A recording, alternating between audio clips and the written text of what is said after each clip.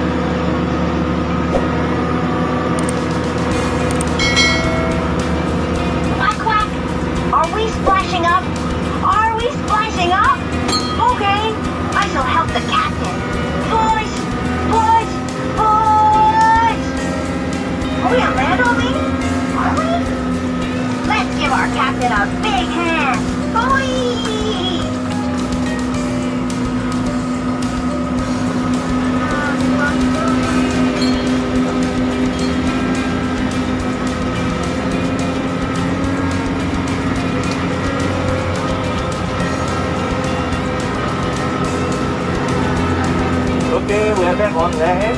That means we'll continue with our land tour. So for land tour, we'll begin in historic civic district.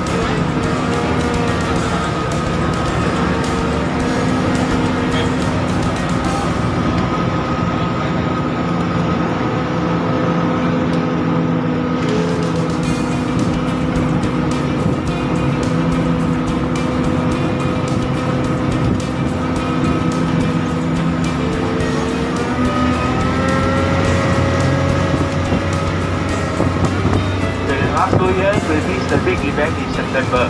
There's the F1 race. Let's take a look at our left hand side. This is the F1 racing track. So the car will come up from here. And this road they were traveling now is also part of the racing track for the F1. So since we missed the event, the F1 big building since last 2 years was used for many other purposes.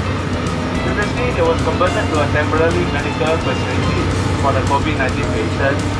So as the F1 is back this year, so currently the F1 big building is being used to conduct the Grand Prix in September.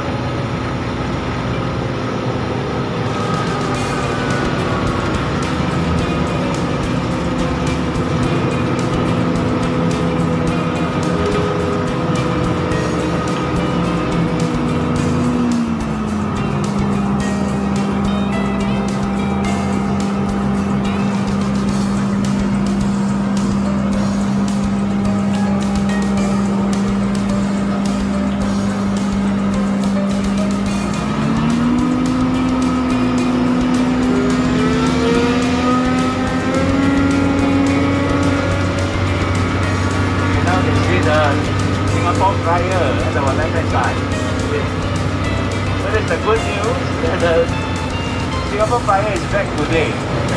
So you'll be the first train will start at 3 o'clock in the afternoon, and the last boarding time will be 9:30 p.m. and it's only open from Thursday to Sunday, 4 days a week.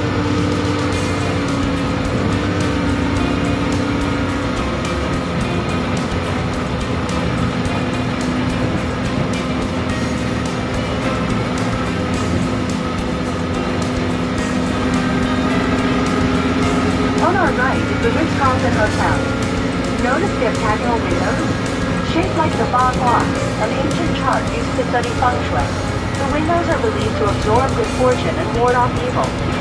Check out the Singapore $1 coin. The same octagonal bagua is also inscribed there.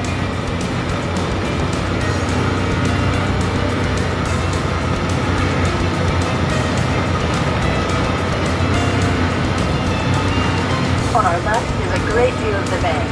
Coming up is Blessings Bay, another popular hawker center, followed by the prickly roof Esplanade Theater. In the daytime, the variously angled aluminum shades of the roof maximize natural lighting and minimize greenhouse effect. At night, the internal lighting sets the building aglow.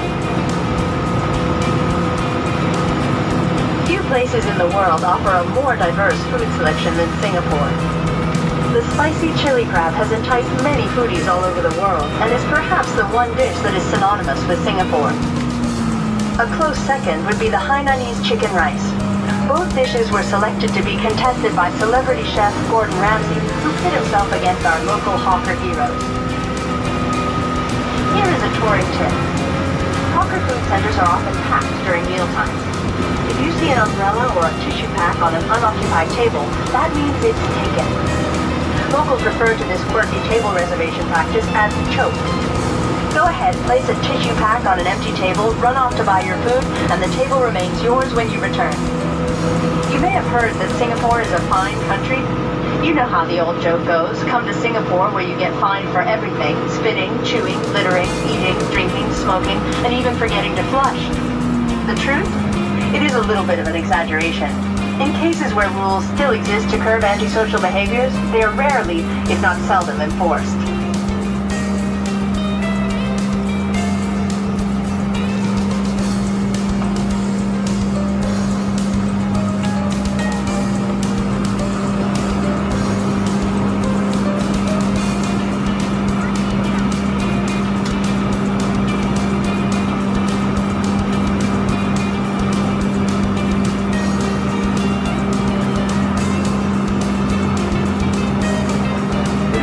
After we have crossed this road, we'll enter the civic district, where modern Singapore began. So it started as the master plan in the 1822 by the founder of Singapore, Sir Stamford Raffles.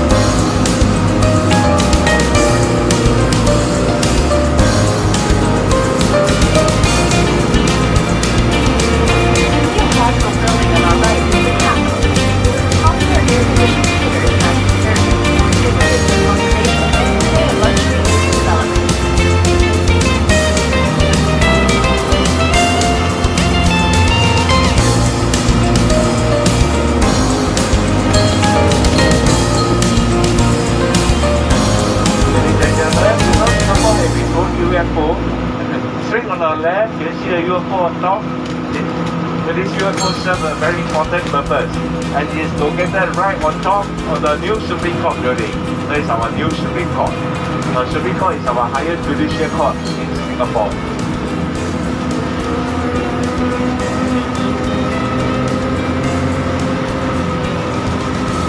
Look up now, and you'll see the flying saucer-like dome of the new Supreme Court. Designed by Sir Norman Foster, the building's glass structure represents the transparency in the legal system.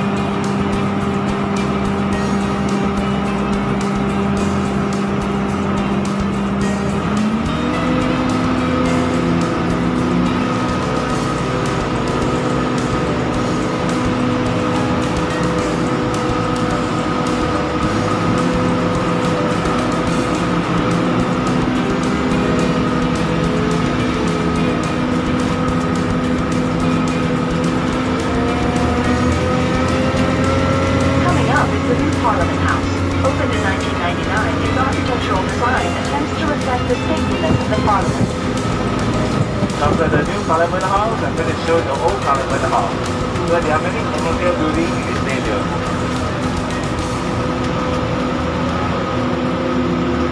Ladies and gentlemen, on the right hand side is the old Parliament House, built in 1827. And now you can see the old Supreme Court here, and the building in front is City Hall. Now these two buildings are combined and become the National Gallery in Singapore. We are now turning into by the 19th century, the British Empire ruled a quarter of the world's population, and Singapore was the crown jewel. As trade flourished under the British, immigrants flocked to Singapore in mass. The green on our right is called the Padang, field in Malay. Over the past 185 years, the Padang has seen the trials and tribulations of the nation. The Padang was the center of colonial life and a place of coronation meetings. Europeans on horseback and in horse-drawn carriages were common men. Both the rich and poor gathered.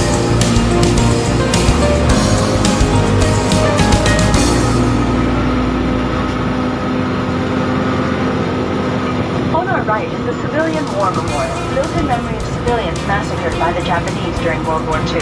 Affectionately called the Four Giant Chopsticks, it represents the four major ethnic groups in Singapore: the Chinese, Indian, Malay, and the minority group. At 67 meters high, the four pillars are joined at the base, signifying unity amongst all ethnicities. A memorial service is held here every year on February 15, marking the day the Allied forces surrendered to the Imperial Japanese Army in 1942. With a small population that comprises just 3.3 million citizens, Singapore cannot afford a large army. The defense of the nation is dependent on conscription.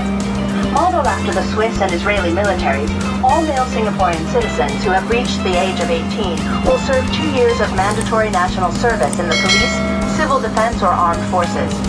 When one completes his full-time national service, he can still be called up for